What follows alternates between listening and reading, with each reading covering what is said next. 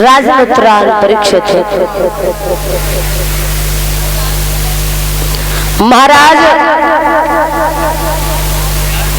प्रहलाद के पुत्र जो बहरोचन हुए हैं और बहरोचन के ही पुत्र महाराज बलि हुए हैं।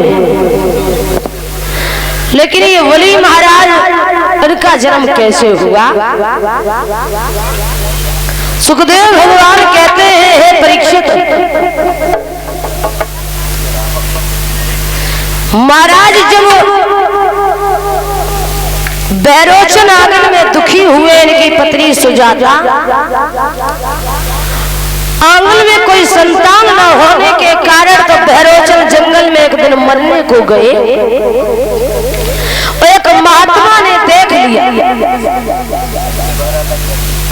वो महात्मा ने जब देख लिया तो बहरोचन को आवाज लगाई, महाराज आप तो जानबूझ करके अनजान बन रहे हो,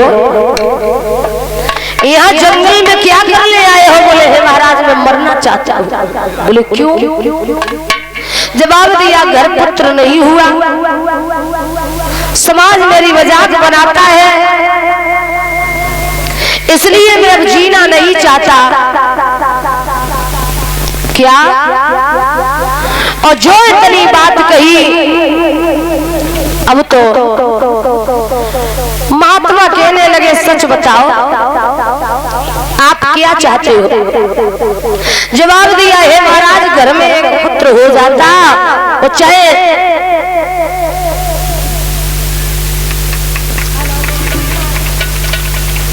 और ये छोटी बहन काजल कुमारी की तरफ से पुष्पमाला पहना करके सम्मानित किया है। 101 पुत्रिकाओं द्वारा परमात्मा से लंबी आयु की कामना, राधे रानी की कृपा सदैव बनी रहे, बहन को अच्छा घर और वर प्राप्त हो, हम प्रभु से आशीर्वाद मंगलमयी कामना करेंगे।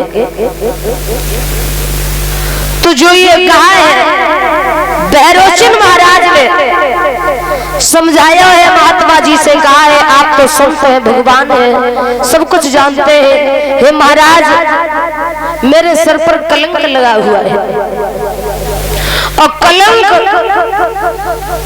काजल से भी काला बताया है विद्वानों। जिसके सर पर कलंक लग जाता है व्यक्ति संसार छोड़ जाता है, लेकिन बात कहने को रह जाती है। ये कलंक छूटने वाला नहीं है। अब मैं कहाँ जाऊं? और जो इतनी बात कही, आज महाराज बहरोचन को संत जी ने समझाया और जवाब दियो है, बहरोचन आप परेशान न हो, आप इतने दुखी न हो, मैं तुम्हें एक युक्ति बताऊंगा जो घर में संतान जरूर हो जाएगी। संतान? बोले महाराज कोई जरूरी नहीं, घर या बेटा हो जाए, बेटी हो जाए, लेकिन मेरा नाम जो है निर्वंशी का वो मिट जाए। और जो इतनी बात कही सो बहरोचन महाराज ने संत के चेहरे की तरफ देखा है तो महात्मा ने झोली से फल निकाला और बहरोचन को दे दिया और कहा, ले जाओ इस फल को अपनी पत्नी को खिला देना, घर में संतान जरूर होगी, लेकिन इतना ध्यान रखना इस फल में हवा नहीं लग जाए। आज बहरोचन जो थे उस फल को लेकर के चले, लेकिन प्रभु की कृपा, फल को लेकर के जिस समय आगे बढ़े तो उन्होंने उस जंगल में क्या देखा है, भयानक तूफान आ गया। लेकिन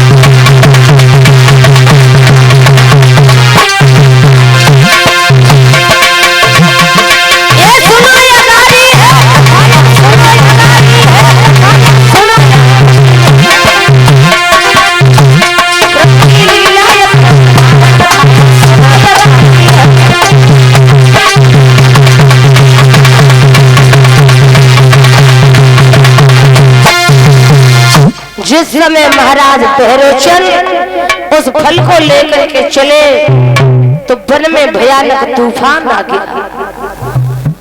अब तो महाराज इस फल को छिपाते रहे और छिपाने से वो फल नहीं छिपा, तो अंत में बहरोचन महाराज उस फल को उन्होंने कुछ समझ में जब नहीं आया तो स्वयं खा लिया, लेकिन महात्मा का वचन खाली नहीं गया, संत जी का वचन खाली नहीं गया। और सच्चे संत का आशीर्वाद जो मिल जाता है ना, तो वो बात पत्थर के लीक के समान हो जाती है। सच्चे संतों का आशीर्वाद पहले तो मिलता नहीं और मिल भी जाए तो मिथ्या जाता नहीं। वो स्वामी जी लिखते हैं,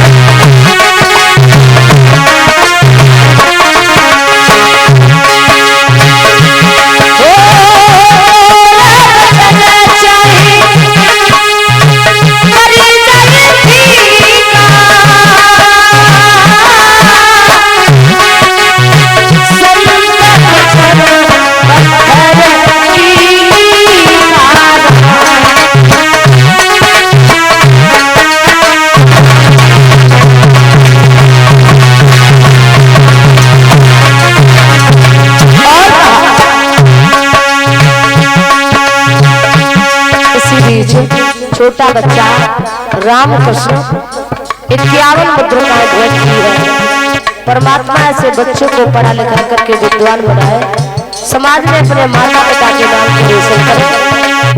भगवान से लंबी आयु की कामना।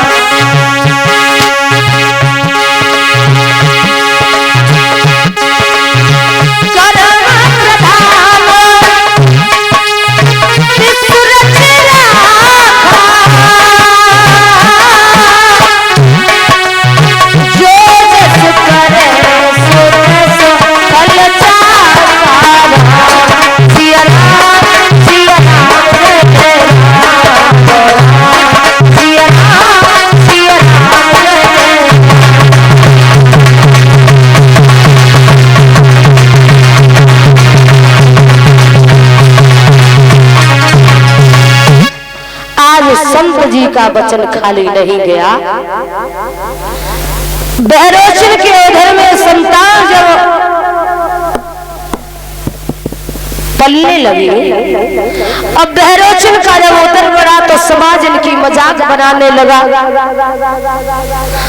कहा है कि हे भैया, बहरोचन न जाने किस चक्की का आटा खाते हैं, दिन प्रतिदिन मोटे होते चले जा रहे।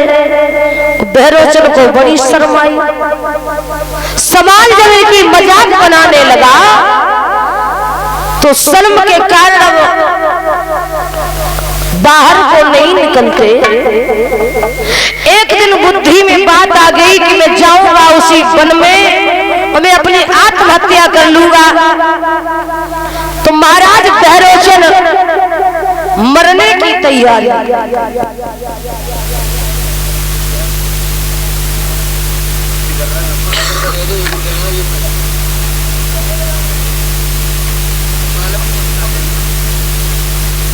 और जो इतनी बात कही,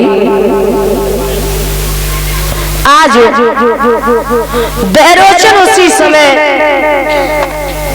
चले हैं और जंगल में जाकर के इन्होंने चिता को तैयार किया है। और उसी समय महाराज बहरोचन बैठ जाते हैं। अग्नि को जिस समय प्रज्वलित करा दिया गया तो महाराज आज भैरोचन जलने लगे हैं। तो महात्माओं ने देखा कि भैरोचन जो है आज शर्म के कारण अपने प्राणों की आहुति दे दी। सब संत भागे और भाग करके भैरोचन को आज उस अग्नि से बाहर निकाला। संतों ने ज्ञान दृष्टि से देखा कि भैरोचन के उदर में शिशु पल रहा है और इसी के कारण भैरोचन शर्म की वजह से अपनी आत्महत्या कर ली। तो महात्माओं ने भैरोचन का जब पेट फाड़ा तो उनसे एक बहुत सुंदर बच्चे की प्राप्ति हुई। विद्वान संतों ने